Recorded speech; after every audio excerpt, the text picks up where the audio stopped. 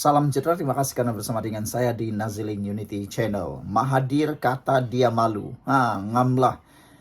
Ramai netizen mengatakan Mahathir patut malu kata mereka apabila ada yang mengaitkan tindakan Mahathir yang tak sudah-sudah, komplain sini sana tentang kerajaan ini dan masih lagi tidak serik-serik untuk berhenti daripada politik Malaysia.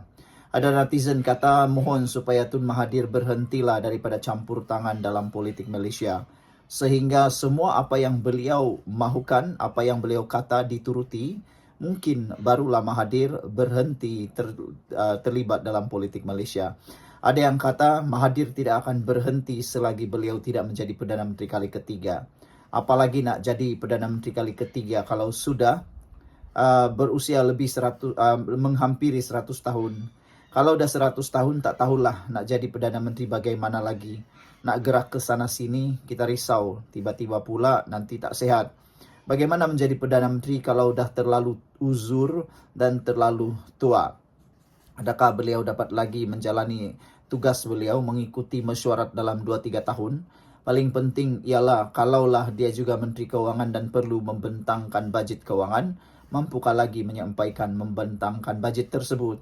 Itu sebabnya ramai netizen kata memang patut pun Tun Mahathir berasa malu berkait dengan RCI Batu Putih yang telah didedahkan oleh RCI tersebut, yang mana Tun Mahathir Mohamad melakukan kesilapan besar apabila menarik semula rayuan dan menghentikan rayuan. Ini kata mereka apabila RCI itu mencadangkan ada kemungkinan untuk menang dalam kes tersebut kalau tidak ditarik rayuan. Selain daripada itu, RCI itu juga mengusulkan supaya satu siasatan jenayah, laporan jenayah boleh dimulakan terhadap Tun Mahathir. Dan baru-baru ini 3 orang menteri juga telah pun menyatakan bahawa Tun Mahathir sebenarnya hanya menyampaikan maklumat dan bukan berbincang tentang maklumat tentang penarikan rayuan terhadap Pulau Batu Putih yang menjadi kedaulatan Malaysia. Dalam laporan tersebut, 3 orang menteri telah menyatakan bahawa itu hanya diketahui di hari pertama kabinet bersidang pada tahun 2018. Hari ini Tun Mahathir sekali lagi menyampaikan berita yang paling mengejutkan kita semua. Tun Mahathir kata beliau berasa malu 3 bekas Menteri PH berbohong. Namun demikian ramai netizen yang menyatakan bahawa yang berbohong bukanlah 3 menteri tersebut tetapi Tun Mahathir sendiri. Sedangkan kata mereka 3 orang menteri ini telah pun menggalurkan segala cerita yang sebenarnya berlaku pada tahun 2018. Jadi apabila Mahathir kata dia malu 3 bekas Menteri PH berbohong, menjadi pertanyaan kita ialah siapa sebenarnya yang berbohong, Mahathir atau 3 orang menteri itu?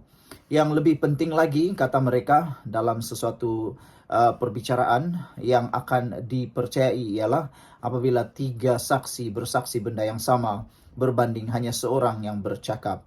Jadi sekarang ini Mahathir hanya seorang menentang 3 orang. Maknanya siapakah yang boleh dipercayai?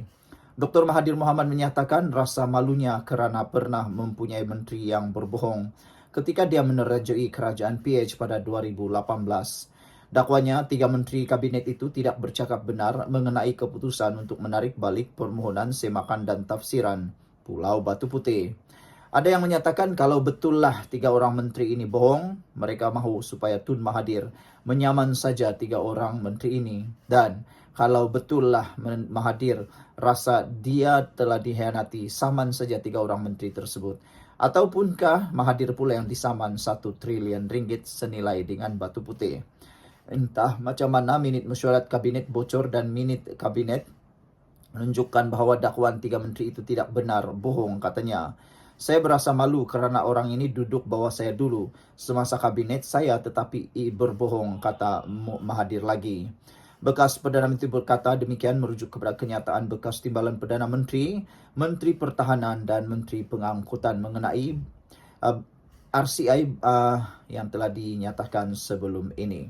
Terdahulu, Suruhanjaya Siasatan Diraja RCI bagi mengkaji pengendalian kes kedaulatan Batu Putih, Batuan Tengah dan Tubir Selatan mengusyurkan siasatan jenayah boleh dimulakan terhadap Mahathir.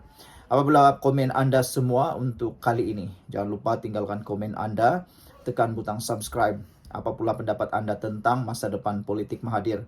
Adakah tepat untuk mengatakan ini masanya untuk Mahathir berhenti daripada politik Malaysia?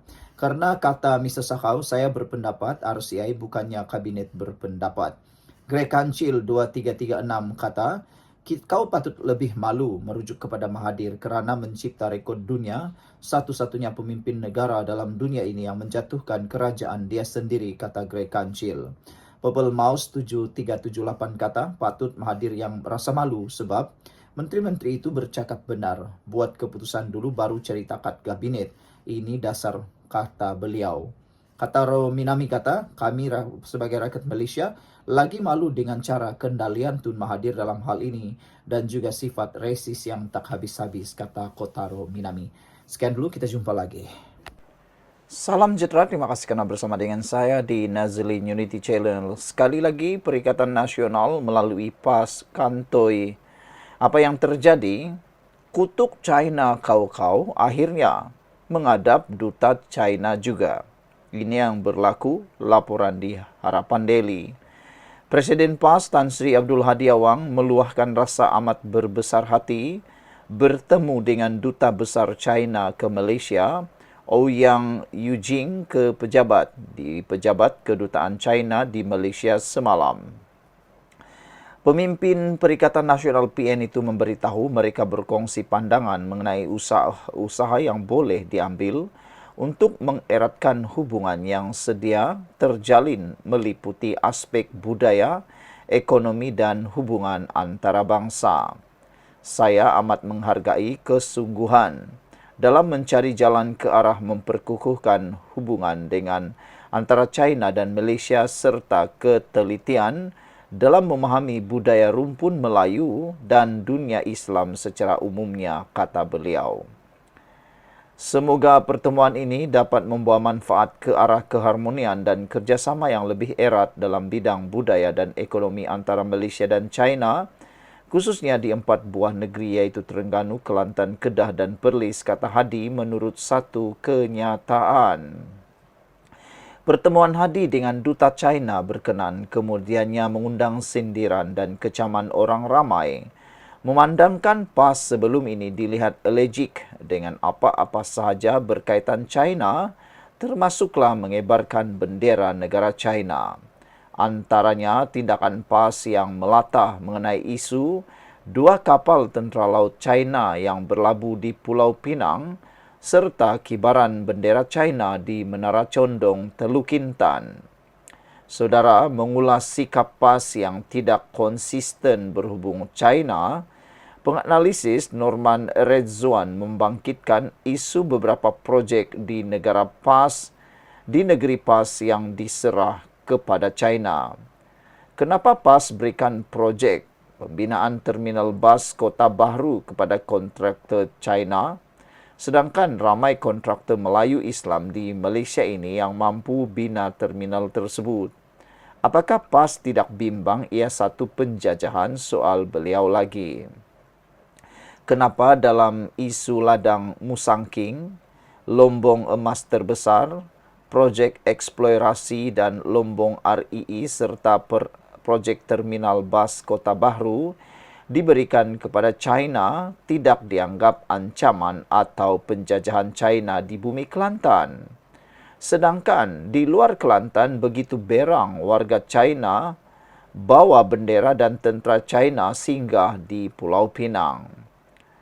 Adakah sertai event di Malaysia itu lebih bahaya daripada mereka meneroka hingga dapat tanah 99 tahun itu tidak bahaya? Bidas Norman lagi. Selain daripada itu, ada juga ditanya kenapa mesra China tetapi bukan dengan China Malaysia. Saudara, apa yang menghairankan kita ialah depan kita terancam sedang dijajah China. Di belakang, dalam paparan gambar di Malaysia Harapan Daily ini ialah Kerajaan PAS Kelantan, ladang Musangking terbesar dianugerahkan kepada pengusaha China. Lombong emas terbesar anugerahkan kepada syarikat China. Kerajaan PAS Kelantan, projek Terminal Bas Kota Bahru anugerahkan kepada Syarikat China. Projek Eksplorasi dan Lombong REE anugerahkan kepada kepada Syarikat China. Tapi kalau semua ini berlaku di luar daripada Kelantan, pasti dah kena hantam habis-habisan. Sekian untuk kali ini, jangan lupa tinggalkan komen anda.